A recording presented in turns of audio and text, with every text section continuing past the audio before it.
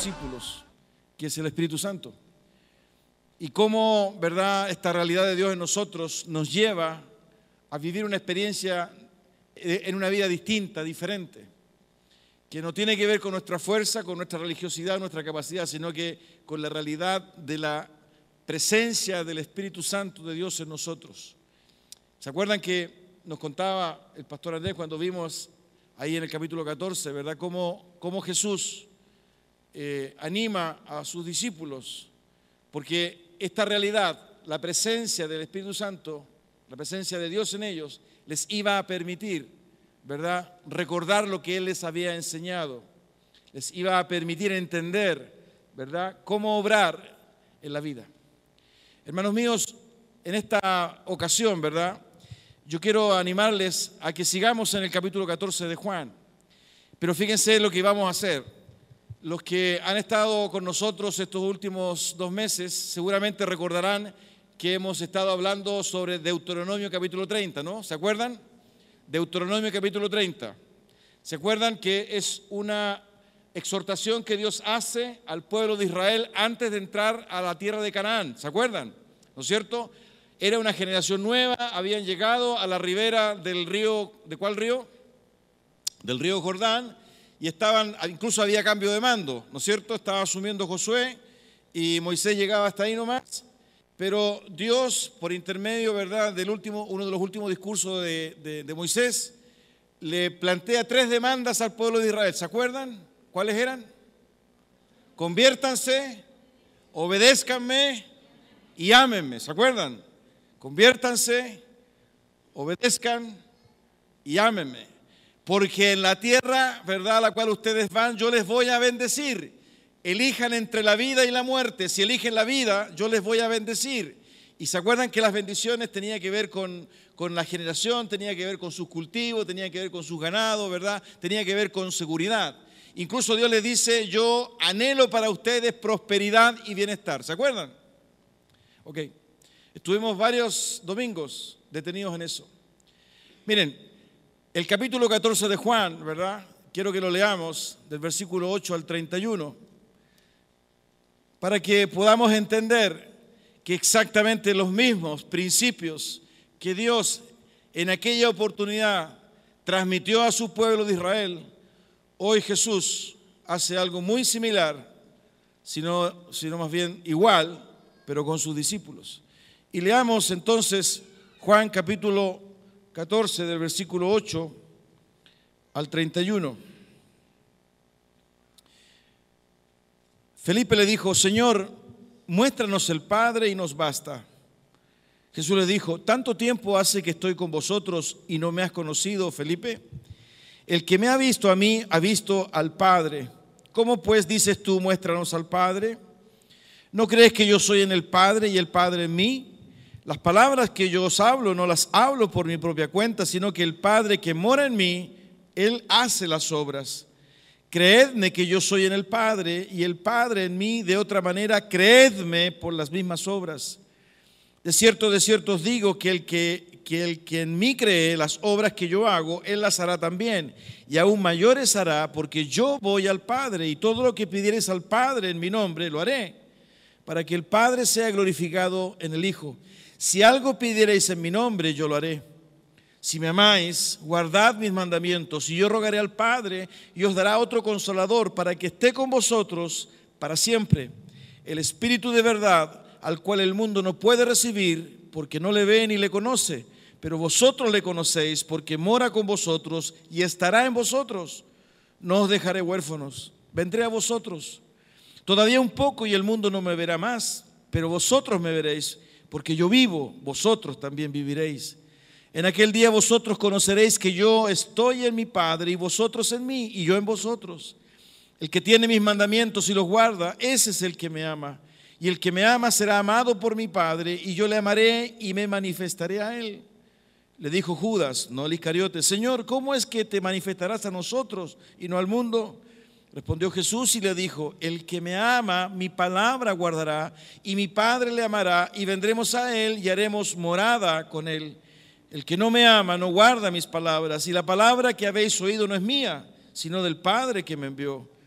Os he dicho estas cosas estando con vosotros, mas el Consolador, el Espíritu Santo, a quien el Padre enviará en mi nombre, Él os enseñará todas las cosas y os recordará todo lo que yo os he dicho. La paz os dejo, mi paz os doy. Yo no os la doy como el mundo la da. No se turbe vuestro corazón ni tenga miedo. Habéis oído que yo os he dicho, voy y vengo a vosotros.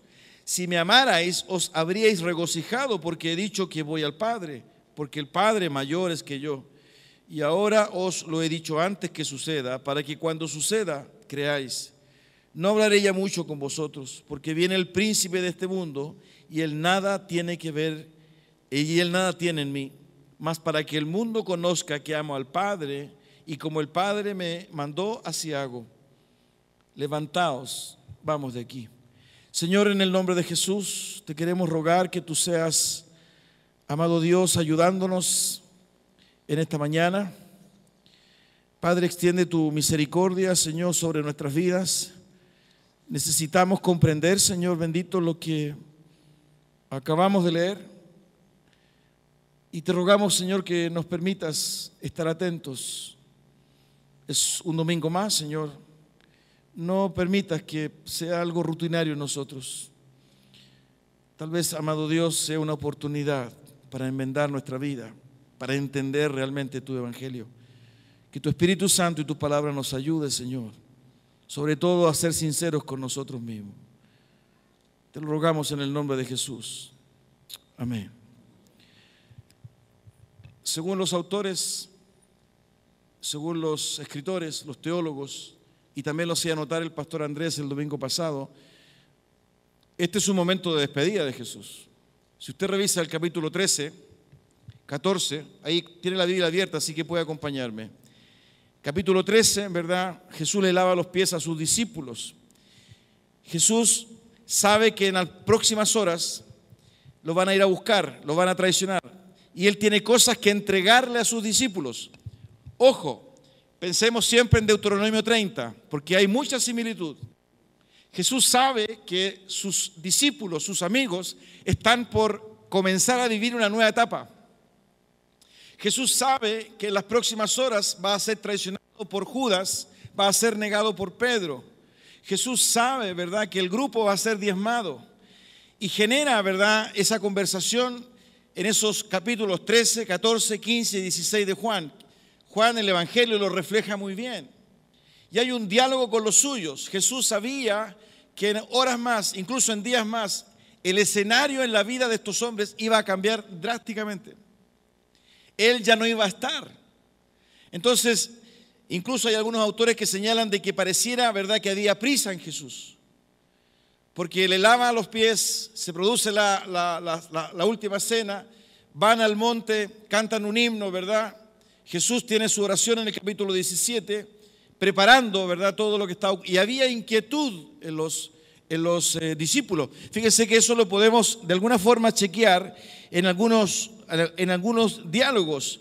En el versículo 21, fíjense que se conmueve el corazón de Jesús. Habiendo dicho Jesús esto, se conmovió en espíritu y declaró y dijo: de cierto os digo que uno de vosotros me va a entregar. Están ahí comiendo, están juntos. Y miren lo que provoca ese comentario de Jesús, versículo 22. Entonces los discípulos se miraban unos a otros, dudando de quién hablaba. Y uno de sus discípulos, a cual Jesús amaba, estaba recostado al lado de Jesús. A este, pues, hizo señas Pedro para que preguntase quién era aquel de quien hablaba. Versículo 25. Él entonces, recostado cerca del pecho de Jesús, le dijo: Señor, ¿quién es? Es decir, había desazón, confusión. Más adelante, ¿verdad?, Jesús les dice, si usted me acompaña, ¿verdad?, le dice, versículo 33 de ese capítulo 13, al final del versículo 33 dice: a donde yo voy, vosotros no podéis ir.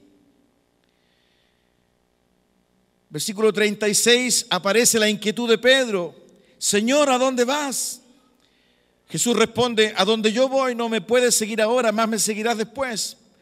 Pedro le vuelve a contestar: Señor, ¿por qué no te puedo seguir ahora? Mi vida pondré por ti. Ahí viene el anuncio de la negación. Fíjense en el versículo 5 del capítulo 14. Le dijo Tomás: Señor, no sabemos a dónde vas, ¿cómo pues podemos saber el camino? Había inquietud, Algo estaba pasando. Los discípulos intuían y Jesús, ¿verdad?, sabiendo el corazón de ellos, conociendo el corazón de ellos, necesitaba enseñarles, necesitaba prepararlos. Por eso que en ese contexto, en el capítulo 13, si usted se fija, al final del capítulo 13, a donde estamos ahora, les dice, versículo 33, hijitos, aún estaré con vosotros un poco, me buscaréis, pero como dije a los judíos, así os digo ahora a vosotros, a donde yo voy, vosotros no podéis ir. Un mandamiento nuevo os doy, que os améis unos a otros, como yo os he amado, que también os améis unos a otros. En esto conocerán todos que sois mis discípulos, si tuviereis amor los unos con los otros. Es una despedida, pero ámense. De esa forma los demás van a saber que ustedes son mis amigos, mis discípulos. Era un ambiente tenso, complicado. Imagínense, habían vivido intensamente 2 años y medio juntos, 3 años. Habían dejado todo por Jesús y Jesús en ese momento decía, uno de ustedes me va a traicionar. Evidentemente. Y más encima les dice, yo me voy a ir y a donde yo voy ustedes no pueden ir. Era un momento devastador para ellos, de confusión. Queremos seguirte, ¿por qué no podemos ir? Yo daré hasta mi vida, decía Pedro. Por eso es importante, ¿verdad? Y me detengo mucho en esta caracterización, ¿verdad? Porque nos ayuda a comprender 3 cosas que le pide Jesús a sus discípulos.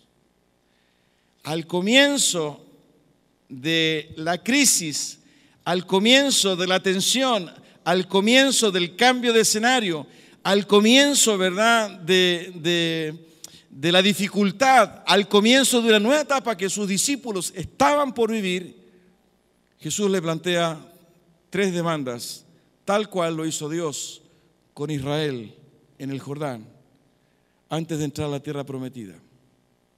Dios le dice a Israel, conviértanse, obedézcanme, ámenme. Jesús le dice a sus discípulos, crean en mí, ámenme y obedézcanme. Fíjense que estos 3 desafíos están clarísimos. Mira cómo lo plantea, ¿verdad?, el Evangelio de Juan. Créanme, versículo 9 del capítulo 14. Capítulo 9, versículo 14. Jesús le dijo, tanto tiempo hace que estoy con vosotros y no me has conocido, Felipe. El que me ha visto a mí ha visto al Padre. ¿Cómo pues dices tú, muéstranos al Padre? ¿No crees que yo soy en el Padre y el Padre en mí? Versículo 11, creedme que yo soy en el Padre. Creedme por las mismas obras. Créanme. Jesús sabía, ¿verdad?, que cuando viniese la dificultad era fundamental que ellos mantuvieran su fe y su confianza en lo que Jesús les había dicho. ¿Acaso no crees que yo estoy en el Padre y el Padre está en mí? Esa es una versión, la NBI. Las palabras que yo les comunico no las hablo como cosa mía, sino que es el Padre que está en mí el que realiza sus obras. Créanme cuando les digo que yo estoy en el Padre y que el Padre está en mí, o al menos créanme por las obras mismas. Este elemento era fundamental en los discípulos porque Él iba a morir. Acuérdense que ellos no se acordaban de que Jesús había dicho que iba a resucitar. Había desazón. Por consiguiente, la confianza y la credibilidad de Jesús era fundamental. Y fíjense que de acuerdo a este párrafo, Jesús enlaza, ¿verdad?, la fe con el conocimiento. Crean mis palabras y por último, crean por mis obras. Y esa es una dimensión espectacular, ¿verdad? Porque Dios se había manifestado, ¿verdad?, en el desierto con los israelitas. Dios había hecho portentos con los israelitas en el desierto. De la misma forma, Jesús y sus discípulos habían sido juntos protagonistas de verdaderos milagros que Él había hecho.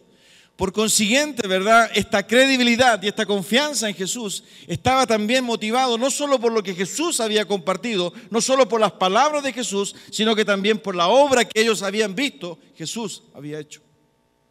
Es decir, había una dimensión absoluta en sus vidas de la obra de Jesús en ellos, tal cual podían dar testimonio los israelitas de la obra de Dios en sus vidas. Es decir, el Evangelio de Juan utiliza, ¿verdad?, este par, fe y conocimiento, porque de alguna forma, ¿verdad?, el Evangelio de Juan interpreta el ministerio de Jesús. Y al interpretarlo, ¿verdad?, muestra a este Jesús poderoso, glorificado, que obra milagrosamente en la vida de los suyos. Por eso, ¿verdad?, que nosotros encontramos esta afirmación: créame cuando les digo que yo estoy en el Padre y que el Padre está en mí, o al menos créanme por las obras mismas. Es decir, el créanme es un reclamo personal de fe y confianza en Él que hace a sus discípulos, donde lo fundamental han sido sus palabras y como último término sus obras. Las obras solo tienen un sentido pedagógico de enseñanza, fe y conocimiento. Es decir, al estar a puertas de vivir la crisis, de vivir el dolor, era absolutamente esencial que ellos recordaran lo que Jesús había hecho, lo que Jesús había obrado, lo que Jesús había enseñado. Porque solo eso iba a permitir que ellos pudiesen soportar las tensiones y las presiones que venían a continuación, porque no sabía lo que venía a continuación. Ciertamente, les aseguro que el que cree en mí, las obras que yo hago también él las hará. Y aún las hará mayores, porque yo vuelvo al Padre. Al igual que en Deuteronomio, ¿verdad?, esto de convertirse, esto de obedecer, esto de amar, ¿verdad?, trasuntaba y decantaba finalmente en una bendición de Dios. Había una consecuencia absoluta, la realidad de Dios presente en el pueblo de Israel. En el caso de Jesús con sus discípulos es exactamente lo mismo. El acto de creer en Él, el desafío de creer en Él, el desafío de recordar sus palabras, el desafío de recordar la obra de Él, finalmente fortalecía la fe y le permitía, esa fue la promesa de Jesús, que sus discípulos pudiesen hacer las mismas obras, incluso mayores que las que Él hizo. ¿En qué estaba pensando Jesús cuando dijo eso? Jesús estaba pensando, ¿verdad?, que sus discípulos debían continuar lo que Él había venido a hacer. Hay una mención expresa, ¿verdad?, a las obras, porque Él vino a iniciar un trabajo que continuó sus discípulos. Por consiguiente, ¿verdad?, era necesario que ellos entendieran la continuidad también que Jesús requería de ellos, pero era esencial creerle. Ahora, cuando hablamos de este acto de creer, no estamos, lo hemos dicho muchas veces en esta tribuna, no estamos hablando del mero acto de creer, sino que por eso que está arraigado esto, las obras que Él hizo en cada uno de ellos. El desafío a creer, ¿verdad?, no es esta creencia posmoderna, occidental, que muchas veces hemos criticado, porque también los demonios creen y tiemblan. ¿Se acuerdan que lo vimos en el libro de Santiago? Sino que estamos hablando, ¿verdad?, de esta convicción en Jesús que nace a partir de una transformación que Él ha hecho en nuestra vida. El capítulo 1 de Juan lo dice. Miren, vaya a su Biblia a Juan, capítulo 1, donde derechamente el Evangelio señala, describe, acota lo que significa creer en Jesús.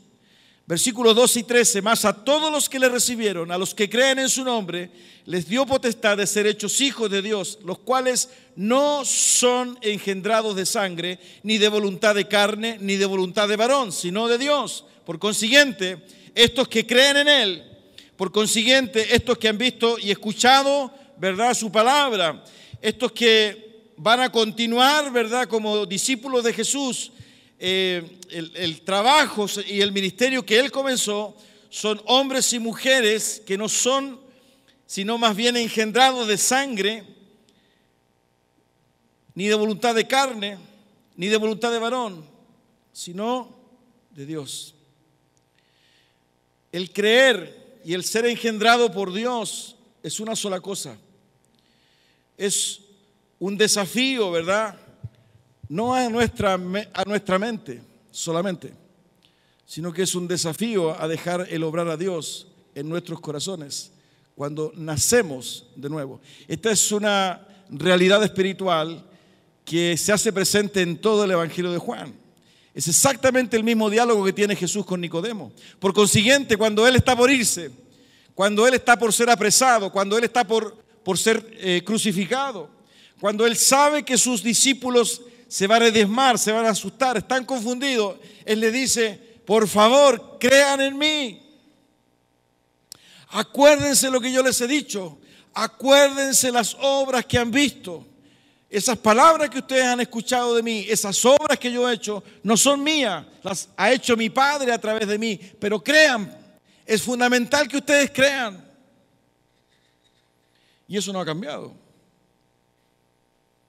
Incluso Jesús dijo por ahí: cuando vuelva el Hijo del Hombre, hallará fe en la tierra. Muchos de nuestros procesos personales de vida, nuestras crisis, ¿verdad?, mueven el piso de nuestra fe. Sobre todo, ¿verdad?, en la crisis y el dolor. Cuando las cosas no salen como nosotros quisiésemos. Cuando la enfermedad nos atrapa. Cuando la crisis matrimonial, ¿verdad?, nos sorprende. Cuando la traición, ¿verdad?, llega a tocar nuestra puerta. Cuando la cesantía aflora, ¿verdad?, absolutamente, la crisis. Por eso que en medio de del comienzo de algo fuerte, intenso, era fundamental la demanda de Jesús. Cuando yo no esté, crean lo que yo les he dicho. Porque si ustedes creen, si ustedes confían en mí, las cosas que yo hago, ustedes también las van a hacer. Yo voy a donde mi Padre, y cualquier cosa que ustedes pidan a mi Padre, yo voy a estar ahí, yo la voy a hacer. Pero es fundamental que ustedes crean. Lo otro, que la fe y la confianza en Jesús genera bendición, poder para propiciar cambios. Ámenme y obedézcanme. Fíjense, lo repite Jesús 3 veces. Si ustedes me aman, obedecerán mis mandamientos. ¿Quién es el que me ama? El que hace suyo mis mandamientos y los obedece. El que me ama, obedecerá mi palabra. Este es un par que está presente y que también estuvo presente con Dios e Israel. Es decir, el acto de amar está impregnado absolutamente de decisiones. Es imposible amar si yo no lo demuestro a través de actos concretos. En otras palabras, ¿verdad?, amar y obedecer van absolutamente juntos. Surge este par. El amor es puesto a prueba a través de la obediencia, de la acción. Un amor que debe ser sincerado, que se hace concreto a través de la obediencia. Y Jesús lo plantea, ¿no? Es decir, no solo crean en mí, sino que además deben obedecerme. Y si ustedes obedecen, me van a demostrar que realmente me aman. Ojo, porque estas demandas de Jesús, ¿verdad?, en ese momento están absolutamente vigentes en el día de hoy y someten a prueba, ¿verdad?, nuestro testimonio de vida como discípulos de Jesucristo. El entender, ¿verdad?, estas demandas de Jesús marca la diferencia entre ser religiosos, cristianos occidentales y culturales, y ser discípulos genuinos y verdaderos. ¿Por qué? Porque Jesús le plantea estos desafíos a quienes iban a continuar la obra. Jesús le plantea, ¿verdad?, estos desafíos a quienes habían convivido con Él. Jesús le plantea estos desafíos a quienes le conocían. Jesús le plantea, ¿verdad?, estas demandas a aquellos que habían convivido con Él. Este lenguaje, esta demanda no es para el mundo. Le estaba hablando a 12 hombres que en ese momento eran 11 porque Judas ya había salido. A 11 hombres que días más adelante Semana más adelante, con la presencia del Espíritu Santo, iban a continuar la obra que Él había venido a hacer y que provocó, ¿verdad?, un cambio, un cisma en la historia del hombre entre un antes y un después. Entonces, por favor, apreciemos esto, no desde la perspectiva académica, intelectual, sino que apreciémoslo desde la perspectiva transformadora, ¿verdad?, espiritual y portentosa. Porque estos desafíos que estos hombres abrazaron con la ayuda del Espíritu Santo, como nos compartía el pastor Andrés el domingo pasado, ¿verdad?, provocó una explosión, una dinamita en la historia del hombre que cambió para siempre los destinos del hombre. Créanme, ámenme, obedézcanme. Son demandas que Dios le hace, Jesús le hace hoy a su iglesia, a sus discípulos. Porque pareciera ser, ¿verdad?, que ni creemos, que ni le amamos y que no le obedecemos. Aunque a flor de labio en nosotros siempre está la palabra, no, si yo le amo. Pero la prueba, ¿verdad?, de la blancura es sí, ok, entonces obedece mis mandamientos, mis preceptos. Porque aún Él no regresa, como dijo que iba a regresar. Por consiguiente, queridos, ¿dónde está el desafío? La obra continúa. Lo que Jesús entregó a esos hombres, hoy día aún permanece y continúa. Y ahora es su iglesia la que está llamada, ¿verdad?, a tomar estos desafíos y vivirlos. Y eso es fundamental, porque es parte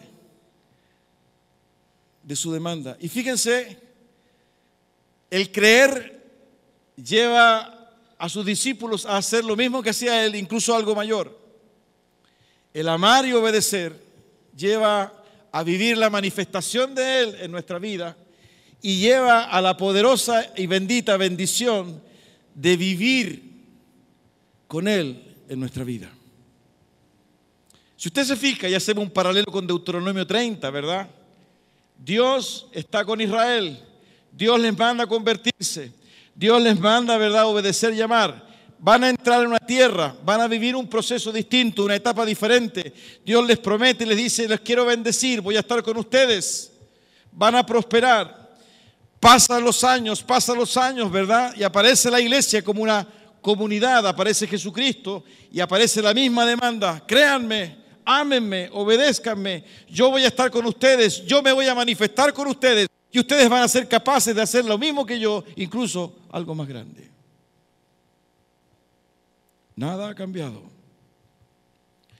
Y en ese contexto, ¿verdad?, cuando pareciera que los discípulos dicen, pero ¿cómo lo vamos a hacer? Si tú eres el Cristo, nosotros somos seres humanos, ¿verdad? Y somos erráticos, somos frágiles, somos débiles. Ahí aparece la promesa del Espíritu Santo. Él les va a recordar. Él les va a acompañar siempre. Incluso no van a tener necesidad de que preocuparse cuando los llamen, los interroguen, porque Él les va a decir lo que deben hablar. Él les va a guiar, Él les va a enseñar. No hay excusa, en otras palabras. No hay excusa. Si es que somos sus discípulos. Porque si aquí hay alguien que no es discípulo de Jesús, tiene toda la libertad para irse. Porque esta prédica no es para usted. Esta prédica es para los que creemos y queremos ser sus discípulos. ¿Quién quiere ser discípulo de Jesús? ¿Sí? Ok. ¿Se dan cuenta del desafío, no? Y se dan cuenta del compromiso. ¿Se dan cuenta que esto me hace colocar mi alma, mi cuerpo, mi vida frente a Dios en el altar del sacrificio? Mi vida rendida a ti. Ya no es una canción, ya no es una emoción, ya no es una lágrima, ya no es una mano o brazo alzada, sino que en definitiva, ¿verdad?, es la demostración con mi propia vida que creo, que amo y que obedezco a mi Señor. Porque su Espíritu mora en mí y Él se manifiesta en mí y yo puedo hacer las mismas obras que Él. ¿Cuáles serán esas obras? Lo que Jesús le entregó a la iglesia es el Evangelio. ¿Acaso hay algo más importante que anunciar el Evangelio? ¿Acaso hay algo más importante, verdad, que ser intercesor y anunciador de la salvación? ¿Acaso hay algo más importante, verdad, que orar e interceder por el que sufre?